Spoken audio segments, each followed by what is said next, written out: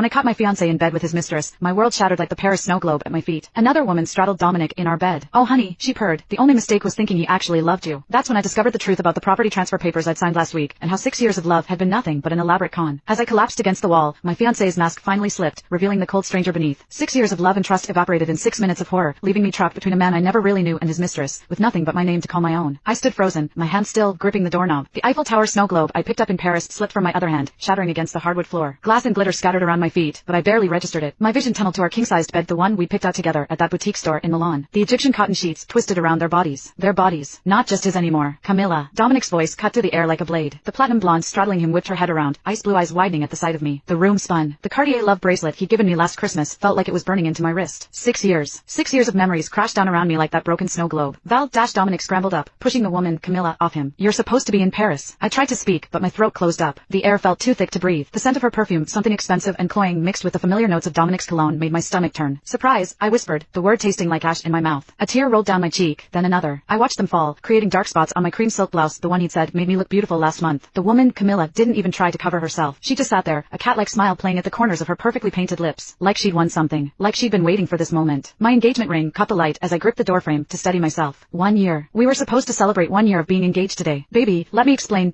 Dominic reached for his robe, stumbling toward me. "This isn't what it looks like." I backed away, shaking my head. This couldn't be real. We had plans. A future. The villa in Tuscany we'd toured last month. The spring wedding we'd been planning. No.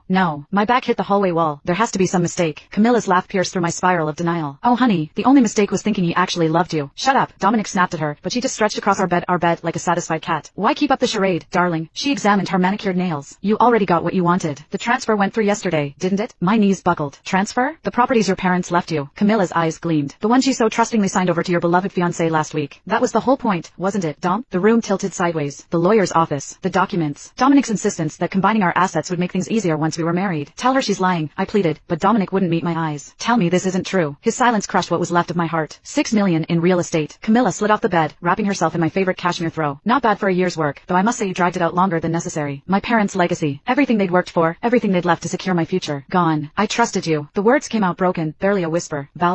Don't. I pressed my hands against my ears, but couldn't block out Camilla's satisfied laughter or the sound of my world crumbling around me. "You know." Camilla's voice dripped honey-coated poison. "Since we're having this lovely moment of truth, why don't you ask your dear fiancé about your parents' accident?" My blood turned to ice. The room tilted, memories of that rainy night flooding back, the phone call, the crash, the funeral. "What?" The word scraped my throat. "Go ahead." Camilla's eyes glittered. "Ask him if it really was black ice that sent their car off that cliff." I snapped my head toward Dominic, my heart pounding so hard I thought it might shatter my ribcage. "No." His face transformed. The mask of contrition melted away, replaced by something cold and unfamiliar. Something that had always been there, hidden beneath the surface.